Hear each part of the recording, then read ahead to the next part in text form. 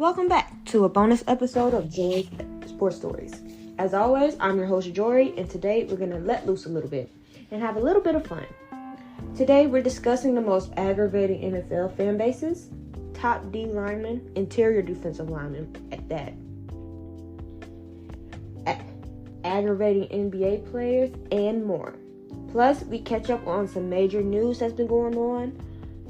So we're having fun this episode, so tune in, turn your volume up, and let's get it.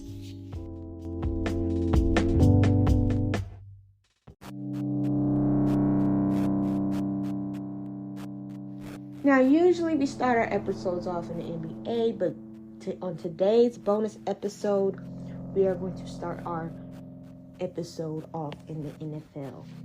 So, we're going to rate my top 10 interior defensive linemen, and we're going to talk about some of these aggravating fan bases, because some of y'all about to get y'all issue by antagonizing me and saying falsehoods and spreading misinformation, people on Twitter. But look, I got some on this list though. But regardless, we're gonna have fun, so stick around and tune in. First things first, when we're talking about the NFL, I think I'm going to go with my top 10 list of interior defensive linemen. I'm talking about defensive tackles, things like that, those that really can get to the quarterback, those who really work the trenches and make the quarterback's life very hard. One, I don't think he should be on this list, but I'm also not in the mood to catch a whole bunch of flack about it. But it's Aaron Donald, who honestly had a down year, and I really didn't want to put him this far up, but in the grand scheme of things, he does deserve it. Number 2, we have Chris Jones, who plays for the Kansas City Chiefs, I believe. He's pretty much one of the bigger reasons why they won the Super Bowl. Number 3, my favorite, Jeffrey Simmons from my Titans. Yeah, he got paid $94 million. You can't sit here and tell me he's not one of the best defensive tackles in the league. And I feel like he can get a little bit better as well. That's why I've had him over like a Dexter Lawrence or Quentin Williams. He can get better. But number 4, we got Quentin Williams, my Bama boy. He's a monster. I've known that he's a monster for a minute. I've known that he's a monster for a minute, and he's starting to come into his own. It's also due a contract, I believe. Or did they already get that contract done? I believe he's still due a contract. But Dexter Lawrence, he got his contract as well. Even though I don't think the Giants should have paid him before they paid Saquon. But that's neither here nor there. But Dexter Lawrence, what he can do when it comes to stopping the run and rushing the passer, one of the best as well. One of my personal favorites, if it's not going to be Jeffrey Simmons, or the Nico Autry or any of those of my team, I like Grady Jarrett, and personally, Jonathan Allen's one of the better defensive tackles in the league. Argue with your mama, but I've been watching him since Alabama, and he's been playing like that. He's been that. He's been arguably one of the better defensive linemen in the league. The only thing is, he plays on defense, and defense can't control what the offense does or the lack thereof. And they've had a hot mess of offense for the past few years. But that's neither here nor there. Mr. Bully and very funny. Number 7, I have Christian Wilkins. I love him. I do. He's hilarious. And I love what he can do when it comes to rushing the passer. He might need a little bit of tweaking when it comes to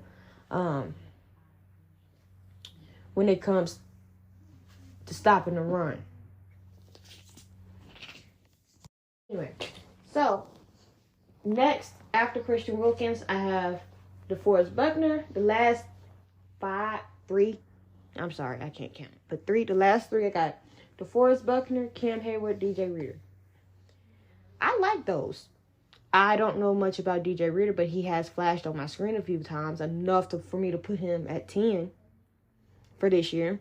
Honorable mentions, we have Vita Vea, Daron Payne, Javon Hargraves, Calais Campbell, who's a Falcon, and Dalvin Tomlinson, who's extremely underratedly athletic for a defensive lineman.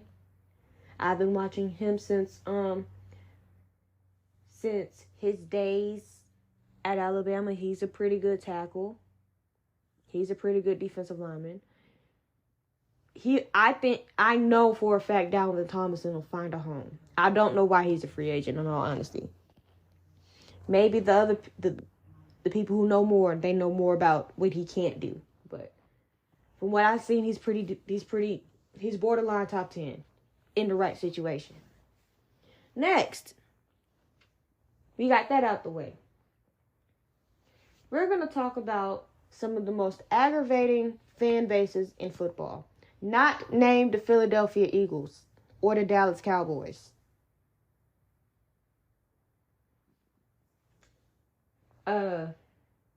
First, I have the New York Midgets, the Giants. Y'all love to antagonize people.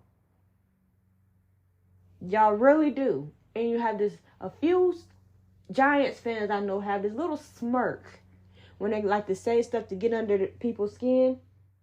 But antagonize this. Minus Saquon, y'all wouldn't have got that far. Y'all wouldn't make the playoffs at all. Daniel Jones is average. Y'all haven't done much except for stink less. So, you could be last in the division this year. And you have the same issues that my team has. Which is unproven wide receivers minus a very injury-prone Sterling Shepard.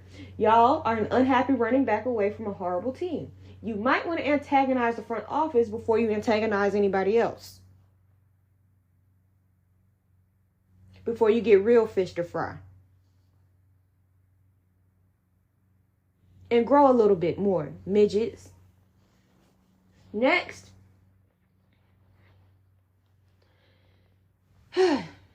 We got the Ravens. Some of the Ravens fans I know are very respectable. Some of them are nice. But here's where I'm going to cloud most of them. Y'all say the most outlandish stuff. Hence the nickname that I've given you, which is Purple Featherbrains. And y'all clearly believe the stuff that you're talking about. And you genuinely believe it, which is eerily tragic when you consider the fact that our teams have been built similarly for the past few years now. You think that they pipe down. Wrong. Y'all haven't been to a championship game in 11 years. You have an MVP quarterback. Let's update our resumes here before we start being insufferable. My team's been to an AFC championship game before in the past 10 years. You haven't. Y'all haven't. And you have an MVP caliber quarterback. You paid the man the money. You got him the wide receivers. Y'all don't have an excuse. And I'll see y'all in London on October 15th. I mean, I'm not going, but I'm not rich, but y'all know what's up. Y'all know exactly what's up with me and the Ravens. Next is the Colts fans. Indianapolis Colts fans. So, look, these people are just trolls. I don't know why Titans fans keep getting upset at Colts fans. These people are trolls. They're upset that their team is tier 2 or 3. They haven't beat us in how long? Wait, 2 whole seasons. But yeah, Jonathan Taylor's the best running back in football when he gets outdone pretty much every time we match up. Go run tell that. Y'all are so obsessed with beating us that it's made y'all delusional. And before y'all get all bricked up about Anthony Richards, I'm telling you right now, he's average. And I don't care what your horse mouth's got to say. And if your owner actually focused on winning instead of doing things the hard way and being delusional, y'all might be something. And don't y'all got your own O-line to fix instead of worrying about me and mine and what we got going on here? Y'all got an O-line to fix. You're dealing with a rookie quarterback. I don't know what Jonathan Taylor should bounce back. You lost Stephon Gilmore. Don't worry about me. Worry about yourself. And the Jacksonville Jaguars. Ladies and gentlemen, the Cheeto Cubs are out and they're being rowdy because they barely beat us twice when we were injured. And I saw those games. Y'all were completely healthy. We weren't. Had we been healthy, it wouldn't have been close. So let's just be real here. Y'all love to troll for a team that hasn't given y'all much to troll for or troll about. Y'all are talented. So are we. And tell Sunshine to keep throwing picks. I love it. Keep it cute now. Keep it cute. Little Cheeto Cubs. Keep it cute. And the Buffalo Bills. I know y'all are kind of crazy, but I need y'all to win, because I've seen a lot of y'all talking reckless too. 1, Josh Allen didn't slip on that play. Let's make this clear, and you know exactly what play I'm talking about and exactly which game. The Titans and the Bills have been taking turns whooping up on each other for the past few years. This is nothing new. Josh Allen didn't slip on that play. 2, y'all can hush because Josh Allen and Ryan Tannehill had the same amount of playoff success. And we've been to an AFC championship prior to Ryan Tannehill getting here. So once again, pipe down and pray Stephon Diggs don't lash out again. Because if that happens, y'all got a long way to roll. And y'all gonna have to figure something else out. Honorable mentions. Chiefs fans. Y'all are insufferable as well. Y'all act like because y'all have Patrick Mahomes, which has elevated y'all to this level of let me rephrase that. Because y'all have Patrick Mahomes, which has elevated y'all's level of insufferableness. Let's break you down. You're not that far away from me. In all honesty. You're a Patrick Mahomes away. A Patrick Mahomes list away from reverting back to what you were. That man was like Jesus that fell out the sky for y'all. And now y'all want to act like y'all don't know what y'all were before him. Which was pretty decent, but he got y'all over the hump. And I'm not scared to admit that. It's not fear for me. I'm not scared of Patrick Mahomes. We've beaten the crap out of Patrick Mahomes. Last year, we would have beaten him in overtime. We could have. Y'all are not that far away from the average pool that y'all think. The only thing that's separating y'all is Patrick Mahomes, and that's a fact. So don't let that man elevate y'all to keep being insufferable, because in all honesty, that man is the only thing that separates you from the rest of the league. That's it. Period, point blank. Honorable mention, Saints fans. I grew up a Falcons fan, so I know Saints fans are very insufferable. They're annoying. I live in Georgia. I'm surrounded by them. They're annoying. Who else got annoying fans? Packers fans aren't annoying. Falcons fans are delusional. Titans fans are everywhere. Yeah. But those are just a few of my off the bat teams I was ready to rip into. Because those are the ones that have been acting a fool all off season. Since March. It's June. Lord. I can't wait for football season.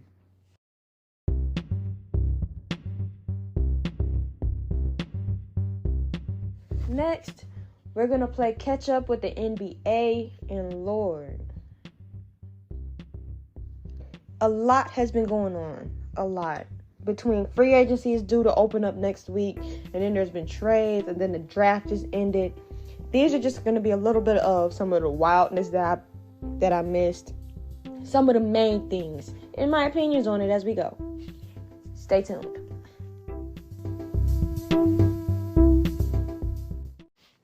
First things first, we're going to address some things about free agency. Free agency opens on June 30th. Big names that could be on the move. We got Kyrie Irving. I feel like the best thing for Kyrie to do is to stay in Dallas. James Harden. He could stay in Philly. He could go back to Houston. I don't understand why he'd go back to Houston with a whole bunch of babies. But if that's what's something that he wants to do, be my guest. Fred Van Vliet. He should have some suitors. Chris Middleton. Now, this is a big one. If Milwaukee can bring back Chris Middleton,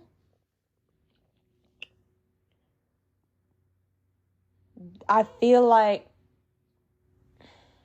if Milwaukee brings back Chris Middleton and don't mess up that dynamic, they'll probably be title favorites for years to come. But who knows? There's going to be a lot of movement in this offseason.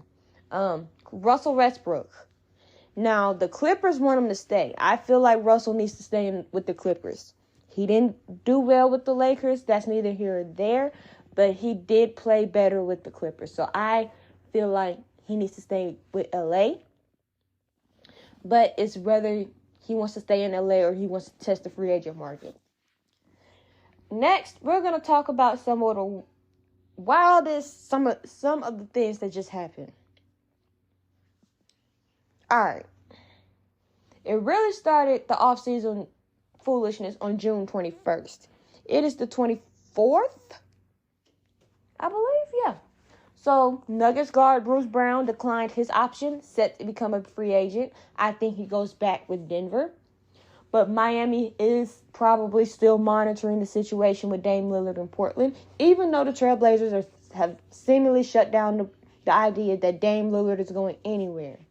And then you have this whole thing with Dame and his agent making that statement. I'm like, if you know your client doing too much, if you got to make a blanket statement trying to cover for him, that's how you know you're doing a little bit too much. Come on, Dame. You either want to stay in Portland or get out. I don't want to hear anything else about Dame Lillard until basketball season, if we're being completely honest, because I'm Dame Lillard out. If he stays at Portland, he'll never win a championship. He still might not win a championship. But he'll have a better of a chance if he's out of Portland. That's a fact. And all they have is babies who barely have hair on their chest that are my age. Like, come on.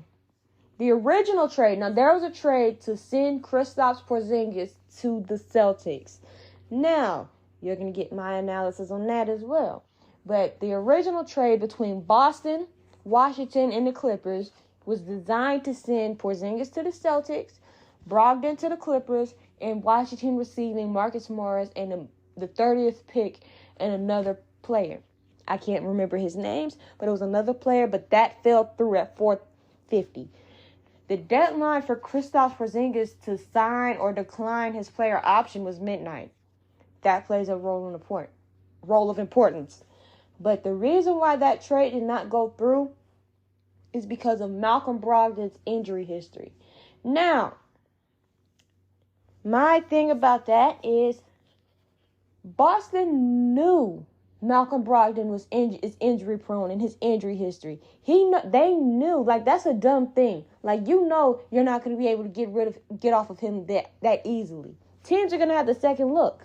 They're going to have to look at him, and you offer him on the table, and they can see all the records and everything, and they're going to back off. So I don't think Malcolm Brogdon is going to be a very valuable trade asset because of injuries. He is a baller. I do know that.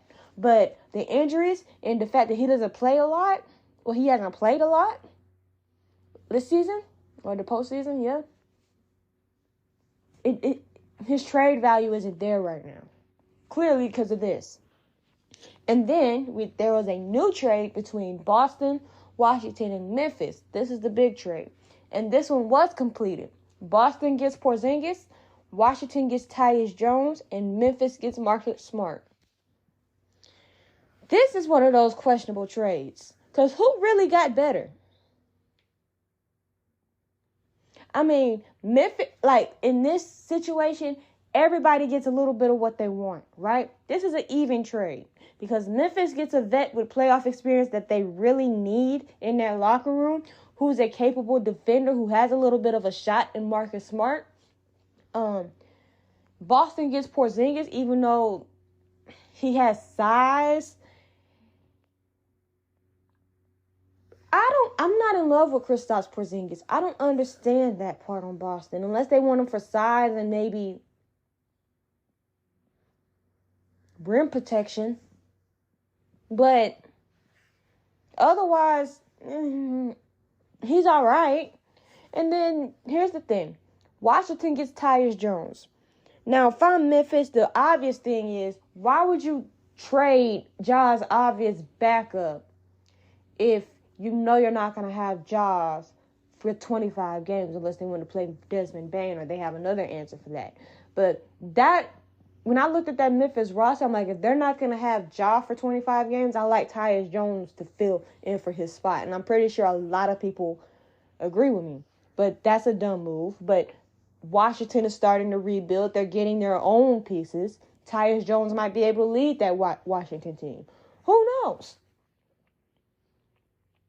But it's a questionable trade if I'm Boston, because I see where Washington gets better. I clearly see where Memphis gets better in this trade. I don't see where Boston Celtics got better in this trade.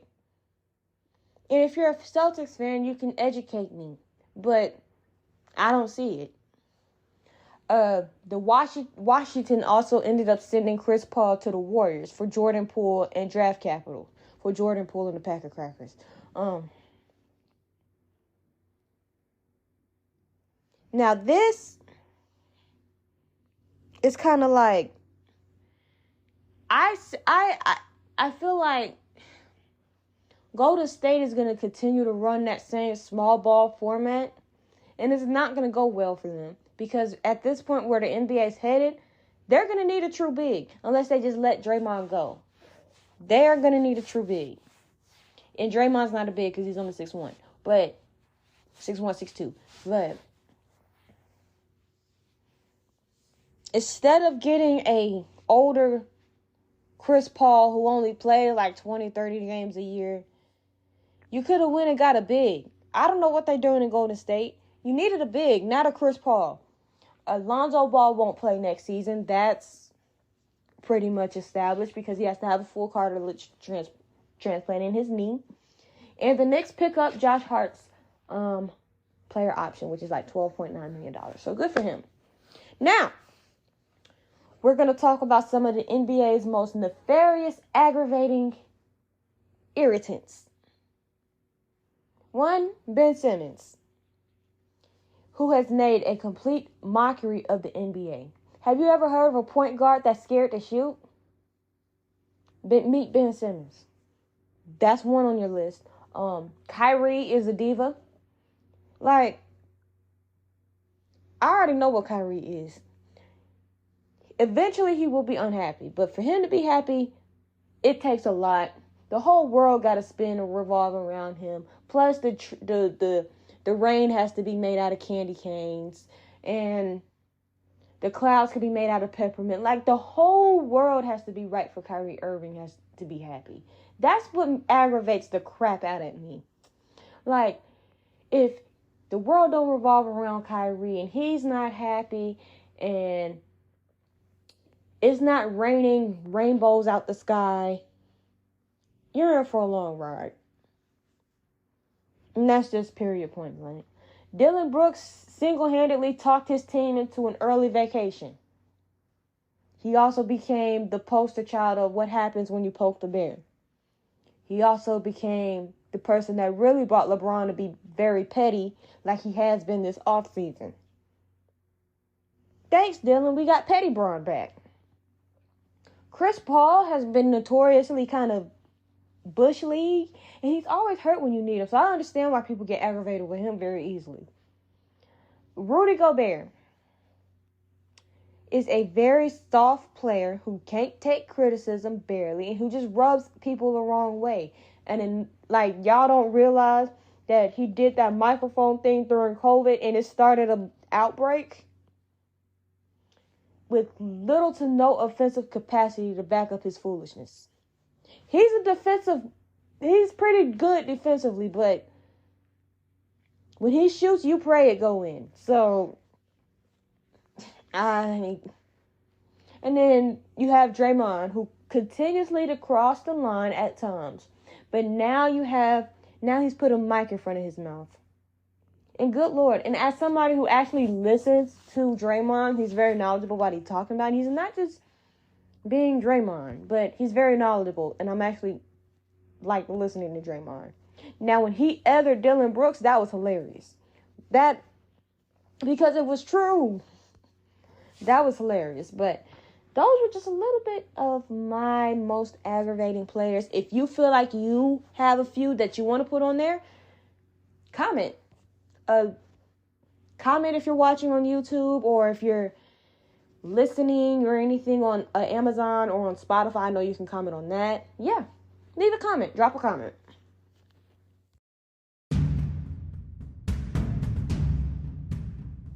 And now we have a bonus edition of Jori's Sports Stories.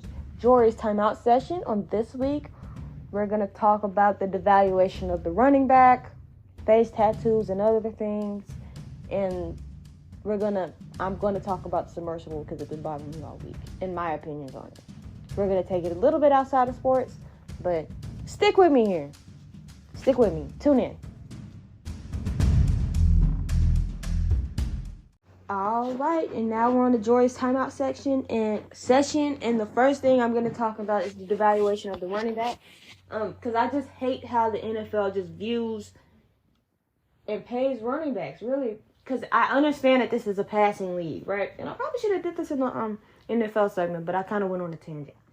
But if you run the ball fairly efficiently, you'll open up the passing game. I mean, if you have a trustworthy back who keeps the ball off the ground for the most part, and who can open up the pass game and impact the pass game, whether it's blocking or actually catching passes out the backfield, or maybe you can line them up at the slot. Who knows? If you have a back that can do that and who can stay on the field, why wouldn't you pay them a second contract? Like, come on now. You can't just... I don't like how the NFL likes to generalize people, right? How they like to generalize a position. Just because Zeke got his payday and decided to jump off the bow of the Titanic, you can't treat everybody like that, especially when for every Zeke, we got a Derek, or we have a Christian McCaffrey, or we have a Josh Jacobs, or we have a Nick Chubb. For every Zeke, there's at least 2 or 3 of them type of players. So it's like, mileage aside, I believe running backs do deserve second contracts, because in the grand scheme of things, you can only pass the ball so well if you have a running back that can keep a defense honest. That's the main reason that the passing game gets open. Not because, well, yeah, wide receivers help with that too. But I've seen single-handedly, minus maybe with Patrick Mahomes, if you don't run the ball and you give enough time for a defense to get to your quarterback, you're not going to have a very good passing game. Not that day. So it's like the fact that running backs are often devalued. Y'all use them too much to devalue them, and y'all act like y'all don't want to pay them. I mean, I understand business is business, but come on now. Just because Zeke took his big contract and decided to jump in the middle of the ocean and go with it, and now he's a free agent, he might not find a spot. But, like, give them what they're due. Like, you can't just generalize a whole position. Now, my thing is, if you don't have to give them like another big 4-year contract. Give them a sizable 2-year contract or a sizable 3-year contract if you're worrying about mileage. Because this whole run the crap out the running back and then make them mad because you don't want to pay them thing, you're going to make everybody mad at that. Ask the Giants. They are in this exact situation where they wanted to get Saquon on franchise tag, granted, Saquon shouldn't be signing that franchise tag because he's the reason why Daniel Jones got paid. He's literally the reason why they're in the playoffs. So, and the fact that Daniel Jones looks less like a klutz and less like a hot mess. Daniel Jones looked like a quarterback with Saquon. and y'all want to pay him only $10 million this year. I'm not signing that either. Especially when you paid Daniel Jones 3 years, $85 million. No. Break the bread. Give them what they're due. And then, next, I really didn't want to continue to talk about this lady thing. It's face tattoos. You know, every time I hear Mariah Mills' name, I just sigh. And I get a little sad. Because it's like, this time she has a tattoo of Zion's name on her face. I don't know what he's been giving her, but she's acting like a teenage girl who is stick dumb. Stick dumb.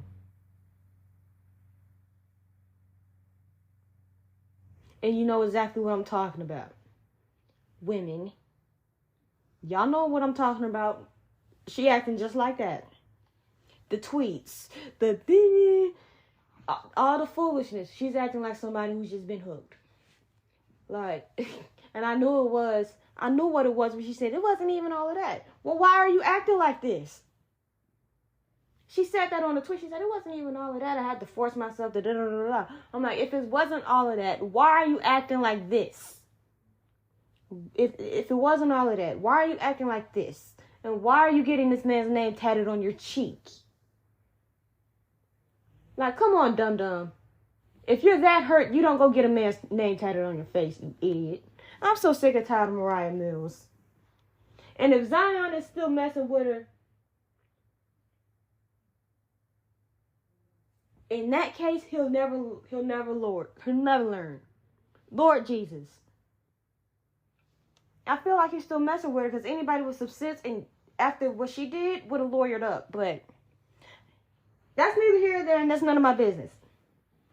Now, we're going to take this off of the sports world and into more like the sciencey stuff that I like.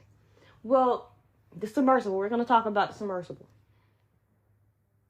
And it's because it bothers me that people do these type of things. Well, my condolences are to the family members of all those lost. I definitely sympathize and empathize with them over the loss of this magnitude and this manner. I also feel bad for the 19-year-old who also really didn't want to go, had concerns about safety. But because his dad was going, and he wanted to spend time with his dad, he sucked it up, and now look where we are. So I do feel bad. I do feel empathy. I do sympathize for them. However, when it comes to doing dangerous things like diving miles into the ocean to see Titanics, there's regulation, certifications, and things like that for a reason. And to blatantly disregard safety in the name of innovation is flat out stupid. And the thing is, from what everything I've been reading and watching about is like the CEO, the one who went down there and died, he disregarded safety so he can get more people on there. Things like this happen when you do stupid stuff like this. It's dumb, right?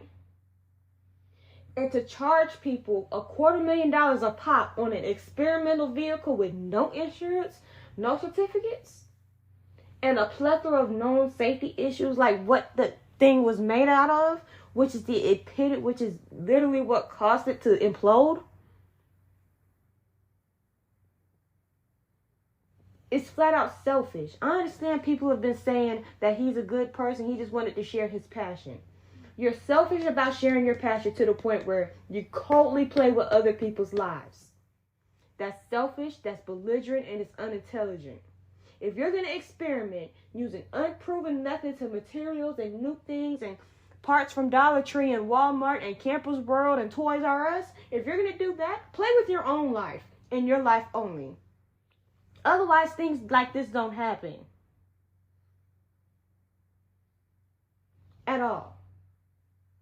Now we have five families going through extreme emotional turmoil because of willful negligence. And that's the most heartbreaking part about it, because it could have been avoided. This literally could have been avoided. You can innovate within bounds. You can innovate within rules and limitations so that you don't get in trouble. You can innovate within bounds so you can come back with your life. And I really feel bad for these people's families because they don't get anything to bury or cremate. They're not going to find those people. Those people were crushed to the size of pretty much a pea.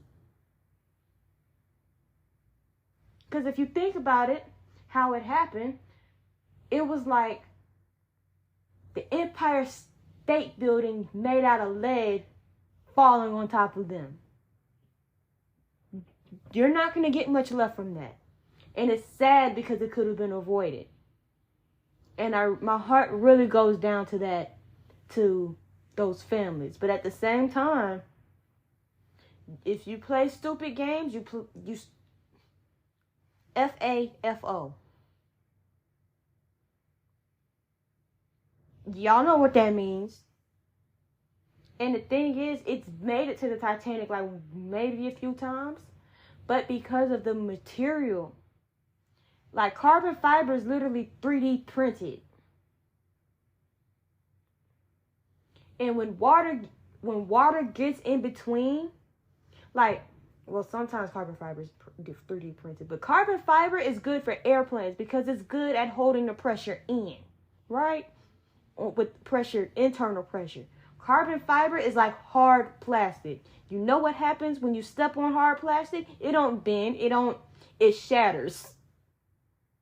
That's what carbon fibers is like.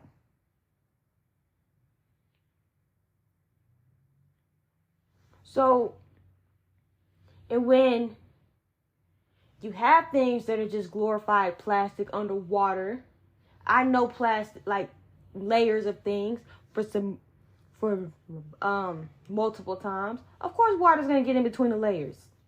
But if you're doing a submersible, you don't need water getting in between the layers and you're 12,000 feet if you're in your 2 miles under the surface.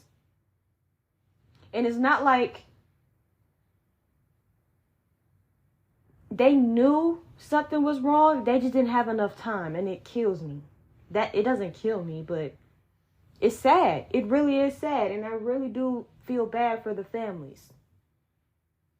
Now, had the situation been different and they could have came back alive, I would have been the same person going on this internet, also saying things about the CEO. It's as if he were alive because it's dumb. It's quite mind-boggling to me how you could be so passionate, like the intent can be very good. You're so passionate about sharing your experiences and sharing this love with the world, right?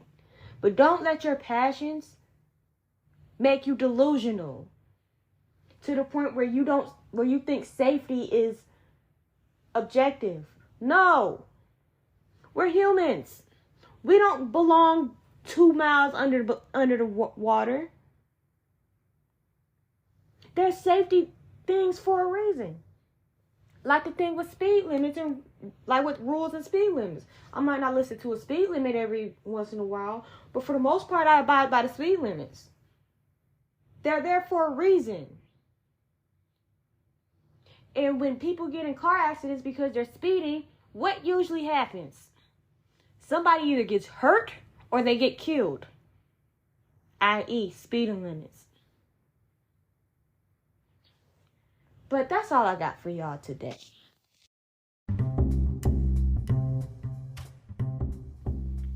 We've come to the conclusion of this week's bonus episode of Jori's Sports Stories. Hope you guys had as much fun as I did, as passionate as I was. And as always, if you like what you heard, feel free to share the podcast and let's grow the audience. If you're listening to us on YouTube, make sure you hit that like button, comment, and hit that subscribe button and the little bell button, and let's grow the audience as well. Tune in either Wednesday or next Saturday for a brand new full episode of Jori's Sports Stories. Thanks again for tuning in today, and I'll see y'all next week.